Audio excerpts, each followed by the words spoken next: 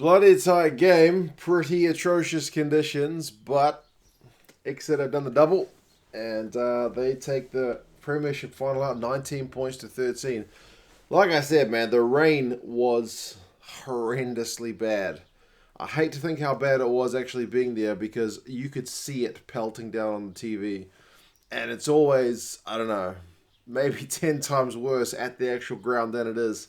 Sometimes you'll go to a game, you get absolutely saturated, you go home watch it on TV, and it hardly looks like it was raining at all. So it must have been really bad. That being said, it was a close one, which is what you want in a final. You kind of want it to be going either way at the death. We did have that. It wasn't like a big try scoring fest. It was never going to be with those kind of conditions, but maybe those conditions should have suited Exeter a bit more. I thought Wasps did amazingly well at shutting down certain areas of Exeter's game.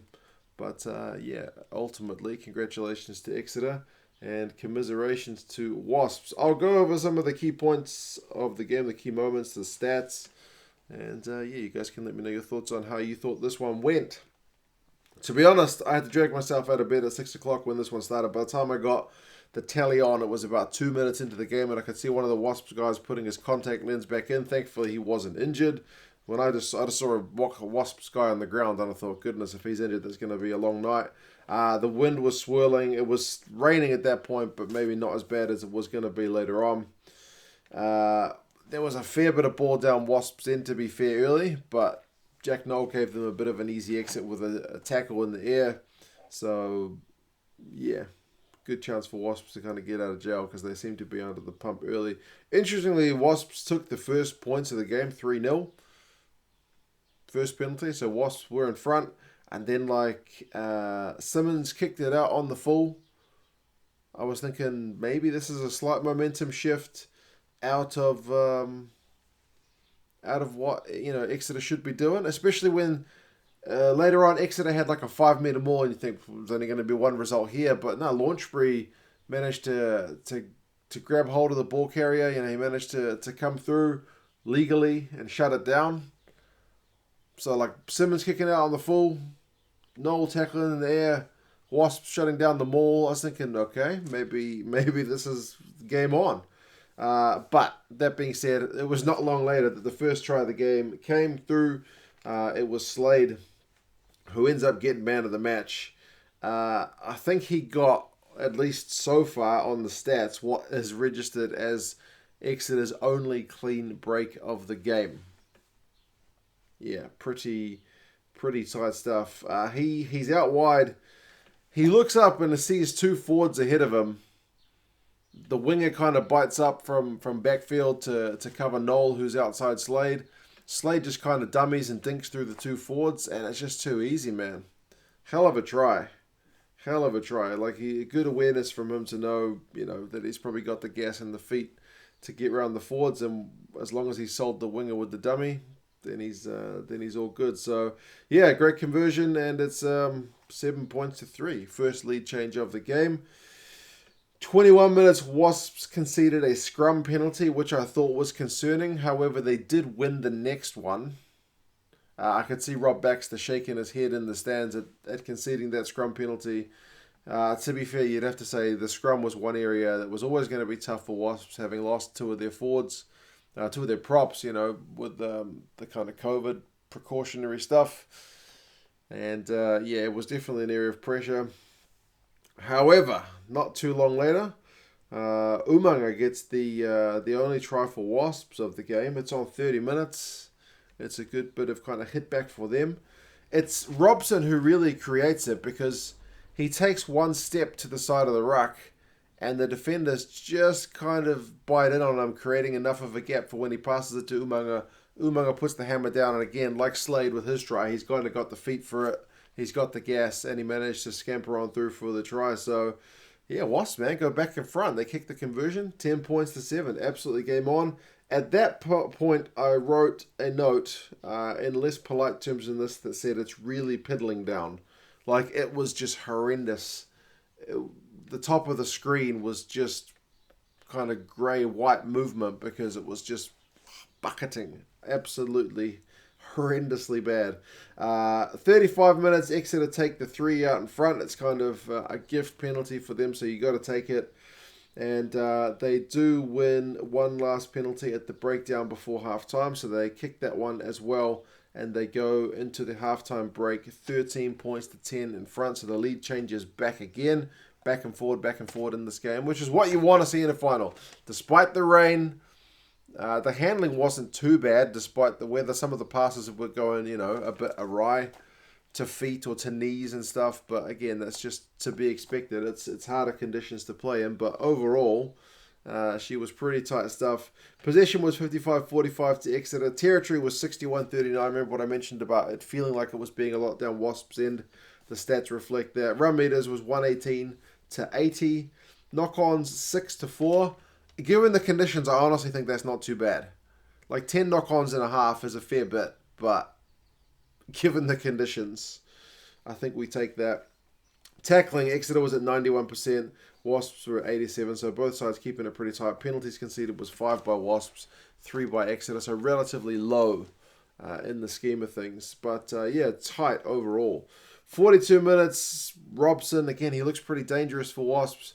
He charges down a box kick, regathers it, and he puts a kick through, tries to chase it down, but the Exeter guys are able to cover it, so nothing doing there. Exeter, 46 minutes, a 5-meter line out. Again, Wasps shut it down. This is the one area of the game, from every time I've watched Exeter, that they just look phenomenal, so much better than virtually every other team. But Wasps really, you can prepare for it, and it seems like most teams are unable to do anything about it. But Wasps this week, man, they were just so good. It was unbelievable. Credit to their defense, man. Yeah, that's easier said than done, but they did it. 50 minutes, they show a stat on the screen that shows one very interesting number. It said at that point, visits to opposition, 22, 7-1. So Exeter are down the Wasps' end a ton, but they're unable to really get a whole bunch of points, given that there's only 3 points in it at that point. Yeah, man, impressive by Wasps stats. Maybe Exeter a bit concerning they couldn't knock that kind of killer blow, because sometimes you see teams, they're knocking on the door, can't get it done. The other team goes down the other end and scores straight away, especially for the guys' mentality. That can be a bit of a tough one to take. But I did feel at that point Exeter scrum was really starting to get on top. Moore was still being stopped. 57, Soboanga's not long just come on. Exeter kick a long penalty, and he manages to jump from outside of the field of play into the field of play to keep the penalty in, basically. So Exeter don't get that line-out chance. And he kicks it long. Exeter can't really exit from their end, and Hogg gets turned over away. He concedes a penalty for not releasing the ball at the breakdown, and Wasps gobble up that penalty. So they're going down the other end and they're scoring, man. So it's 13 points apiece. But Wasps' line-out was struggling. It was struggling a lot, and later on it cost them pretty bad, to be fair. 65 minutes, takes to get another breakdown penalty, so it's 16-13. They kick it. 69 minutes, Slade kicks a hell of a long penalty. It's for touch, obviously, and it's pinpoint accurate. It's 5 meters out. But the Wasps' small D just keeps holding. I know that's repetitive, but that's just how it was. Every time you thought this is the time Exeter's maul is finally going to do the business, Wasps, despite seemingly being under the pump, could just keep getting up for it. 73 minutes, Wasps had a great touch finder of their own. Their maul went close, which was kind of ironic that Exeter at moments were looking like struggling to defend Wasps' maul.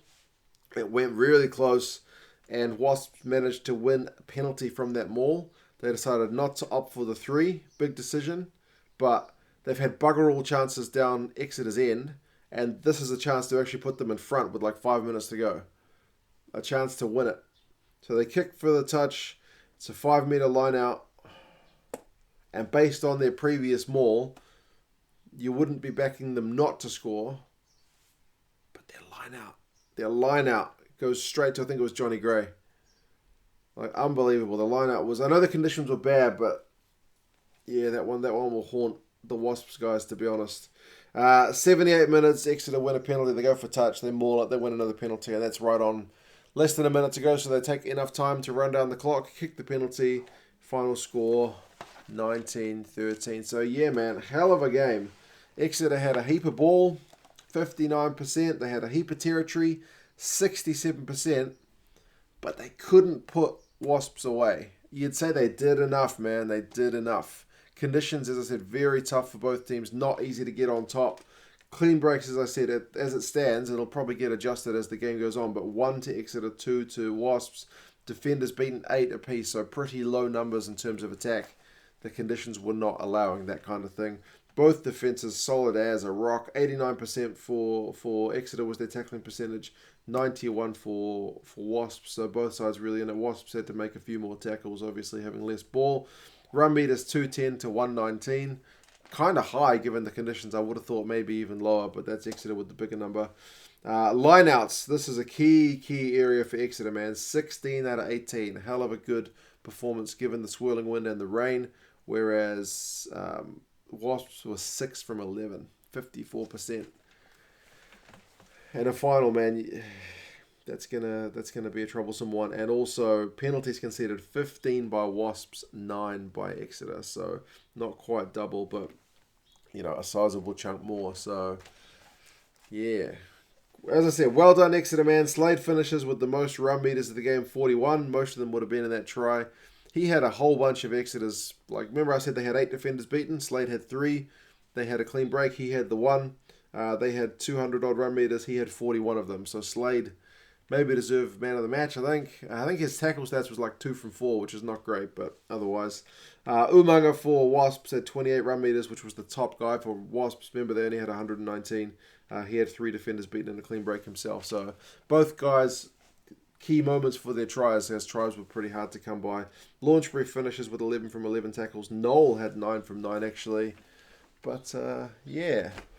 It certainly won't go down as a real highlights reel final, but it was tense, which I would like to see in a final. And I thought, given the conditions, both sides actually played pretty well. So, yeah, I'm going to head off. Wales and France have just literally kicked off as I'm recording this, so I'm gonna go watch that one.